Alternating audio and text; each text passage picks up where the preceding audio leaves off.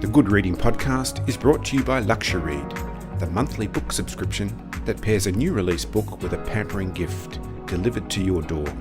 There are new books every month and 9 genres to choose from. Why not spoil yourself or give the gift of a LuxuryRead subscription today? Visit luxury.com.au to find out how.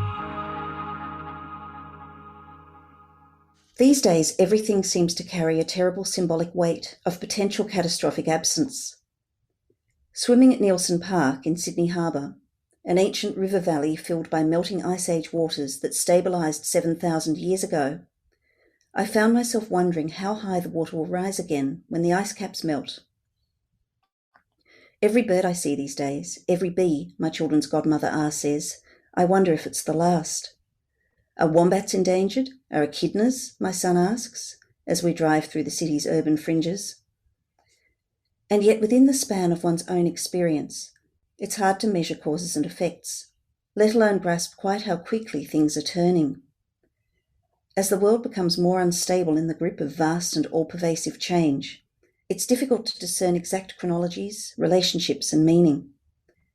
In this unfolding context, even small things take on terrifying and uncertain connotations. It is as if I found myself thinking, as I scoured the water for fish that day, we're entering a new era of signs and wonders. Hello, and a very warm welcome to the Good Reading Podcast. My name's Greg Dobbs. Delia Falconer's first novel, The Service of Clouds, was shortlisted for major literary awards, including the Miles Franklin and the New South Wales and Victorian Premiers Literary Awards. Her second novel, The Lost Thoughts of Soldiers, was shortlisted for the Commonwealth Writers' Prize. Her most recent book, Sydney, is a personal history of her hometown. Today I'm talking with Delia Falconer about her new book, Signs and Wonders, Dispatches from a Time of Beauty and Loss. Delia, welcome to the Good Reading Podcast. Hi, Greg. Thanks for having me. We're used to measuring epochs of geological time in the billions of years, but you already used the term Anthropocene to describe an epoch that we can barely measure in the tens of thousands of years. Why are we already using this term, Anthropocene? Well, Anthropocene is a term that was floating around since the mid-1980s, but it was popularised by a climate scientist called Paul Crutzen around 2000. The idea of the Anthropocene is that we have entered a new geological era in which human activity is moving the Earth out of the lovely stable patterns of the Holocene that we've been enjoying for about 12,000 years that are quite predictable. And that as we heat the atmosphere, mostly through fossil fuels, that the climate is starting to behave unpredictably. It's not an uncontroversial term because some people dislike it because it perhaps suggests that all humans are equally responsible for heating the atmosphere, but it's a handy term because it really captures this sense that we're continuing to alter our climate and our world in ways that make it increasingly precarious. The other term that's very handy is the Great Acceleration.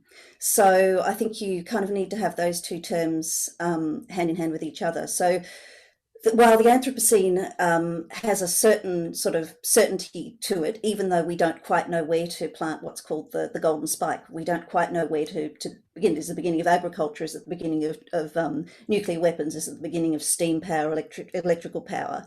It has a calmer sort of sense about it than the Great Acceleration, which is, I think of it in terms of this acceleration and this idea of things starting to wobble and go off scale and again become very precarious. In Signs and Wonders, you've gathered together a collection of observations, of stories and essays on signs and wonders in the world around us, some beautiful, others tragic, or perhaps tragedies in the making. Why these particular signs and wonders, and what exactly makes them signs and wonders in your eyes? The term and the title came to me about 5 years ago when I'm a great walker. I was walking around the city, and what I usually do is I'm a nature lover, so I'm kind of looking for various things, for familiar birds, for fish, and so forth. And I was down in Woolloomooloo Bay, and I was looking in the water for fish. And that day I couldn't see any. And instead of feeling as if This was just a one-off thing. Oh yeah, it's possibly seasonal. I'll just, next time I come walking, I'll see something. I suddenly had this thought of, what if what if there are actually no fish to see? What if I'm seeing a great reduction in fish in the harbour? And so then I realised that was quite a familiar feeling. It was a feeling that I'd been having more and more, and a feeling I think other people had been having more and more when I was in conversation with them, was this sense that because of our awareness of what we've been doing to the planet and the news that seems to sort of bombard us almost every day of huge changes like the Gulf Stream changing, and we know that the temperature of the Earth has moved up about 1 degree over the last century. It's hard to know when you're looking at something, whether you are looking at a sign of catastrophe, of damage, or whether you're looking at something that is a wonder. And so I was really fascinated by this feeling of everything needing perhaps anxious interpretation.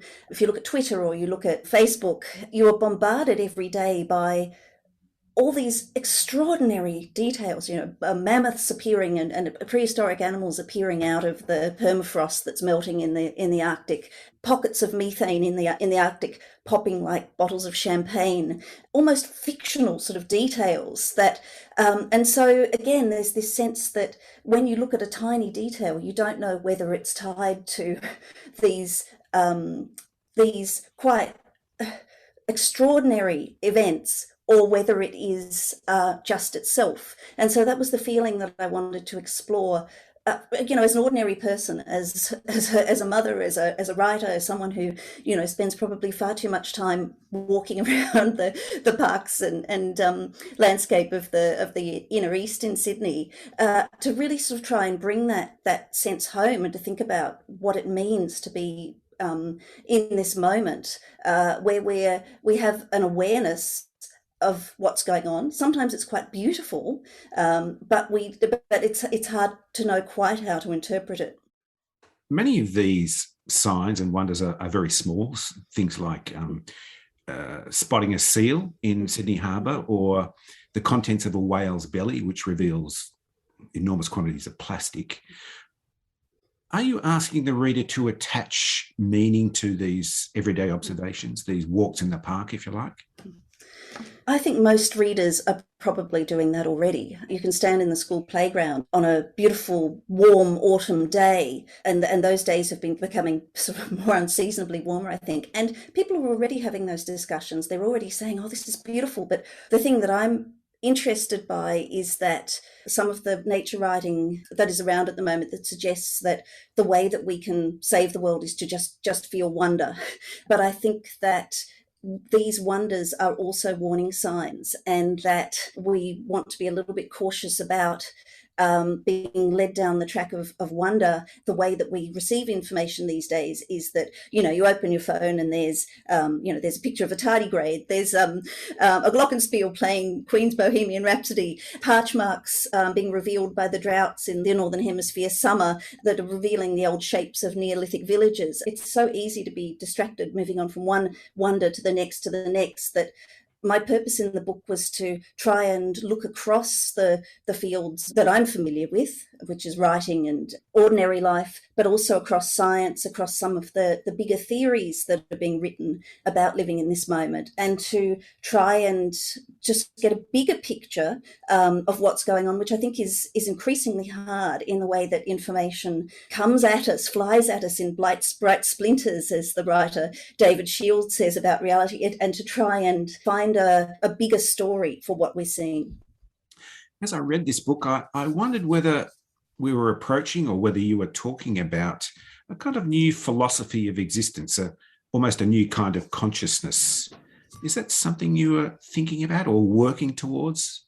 Part of my life is spent in writing books and reading books, and I think that those changes have already been afoot for some time. So if you look at contemporary novels, there's been much more of a move to think about, can we write books that aren't just centered on human beings? Can we incorporate other living beings into the stories that we're writing? I think there's much more of a sense of bigger time frames. So one of the ways that people have been speaking and writing about this moment is to say that really we need to think bigger than the Holocene era or our human time, and we really need to start to understand the world through geological mindfulness. There's quite a bit of interesting writing around that I've tried to gesture towards in the book, always sort of in my case trying to bring these ideas home into into writing about attempt to understand the world in much bigger terms than our own terms is crucial, and to understand that we live in very unstable times. I think that is very much been happening for the last 10 to 15 years in a lot of writing and film. Reading this book and witnessing the content and the style led me to the genre label creative nonfiction. What is creative nonfiction? But more importantly, what or where can creative nonfiction take us that ordinary nonfiction can't? And what role does it or should it play in our lives as consumers of information? Well, that's a huge question. I actually teach creative nonfiction at university, but it's a term that is very handy for talking about nonfiction that is grounded in the personal, that sometimes breaks some of the convention of straight factual nonfiction.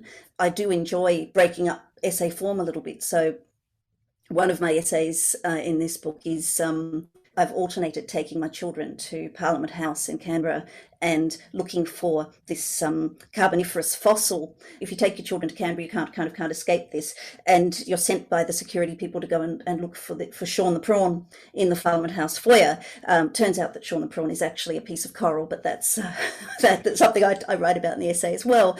But around that story of looking at this, I have placed fragments in the history of our relationship with coal in Australia, up to, of course, the point where we've had a piece of coal brandished in our Parliament floor, to try and get a sense of how the decisions that we're making about coal have these huge ramifications in time, but also how this thing that we take for granted that is part of producing electricity that we export, we're the second biggest exporter of coal in the world, has this astonishing history, which I've tried to show in its uncanny and strange, wondrous sort of history. So I guess that's creative nonfiction. In my own mind, I think of it as a personal essay. That very section you're talking about, Sean the Prawn, also raises this issue about the death of the paragraph, or the paragraph being a victim of our changing times, along with the double line break. Have they really changed the way we think about the world, the way we use these literary devices? It's interesting. That was the essay that I had the most fun with, where I decided to kind of push the boat out the most. And it's had some of the most uptake, and people have been really interested in that one. I live in prose, I live in reading books very much. And so I wanted to really give that sense that the sort of changes, the instability that's going on around us can be felt in the animals that we see or don't see in the world around us, but it can also register in the tiniest things. I just became very fascinated by the way that a number of books I was reading, and particularly quite a lot of creative nonfiction, tends to have done away with paragraphs as I once knew them, which, would start with a little left indent and then run on to the next without a space between them. So we're all familiar with that sort of pattern from reading, anything from George Eliot to Kim Scott's novels. But a lot of writers are now lining their prose up against each side of the page and into these floating little text bricks, little text blocks, and then there'll be a space. And so I was just fascinated with the way that writing looks on the page. It reminded me of other things. It reminded me of those photographs that you see in upmarket magazines of a single strawberry from a market or a single little pile of spice. But it also reminded me of the way that we often see the world these days, even these huge, potentially catastrophic changes are going on around us.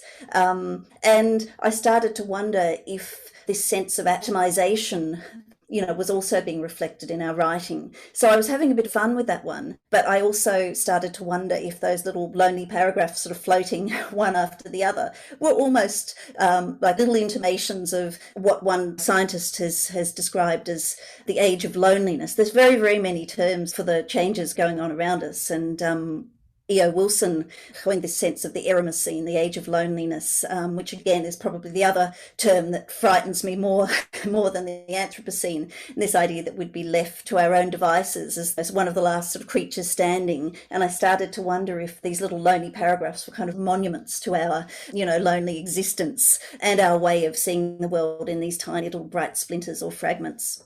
As a final question, what do you want the reader to take from this book? One of the things that's very difficult in this moment is to have a language for the feelings that it produces in us. And yet there's been a lot of work going on by a lot of writers and a lot of thinkers to try and understand the science, but also to understand the emotional dimensions of what's going on. So I suppose my book is a personal exploration. It's an attempt to put together some of the bigger picture, to try to put some precise language onto something that is very frightening, as I say, sometimes very beautiful and very slippery. I hope that readers will respond to that. But, I wanted to go on that journey for myself too, as someone who has young children and wants to do something to respond to this moment, other than just proceed with life as normal or to go into a panic. Putting things into words is what I do, and hopefully that's helpful in some way as well. As you said, giving us the language to talk about these things, and it's certainly a most fascinating book. So, Delia, I want to thank you for joining me on the Good Reading Podcast. Thanks very much, Greg. I've been talking with Delia Falconer about her new book, Signs and Wonders: Dispatches from a Time of Beauty and Loss. It's published by Simon & Schuster and is available at goodreadingmagazine.com.au. My name's Greg Dobbs, and thanks for listening. This Good Reading Podcast was brought to you by LuxuryRead. Why not spoil yourself or give the gift of a LuxuryRead subscription today? Visit luxuryread.com.au to find out how.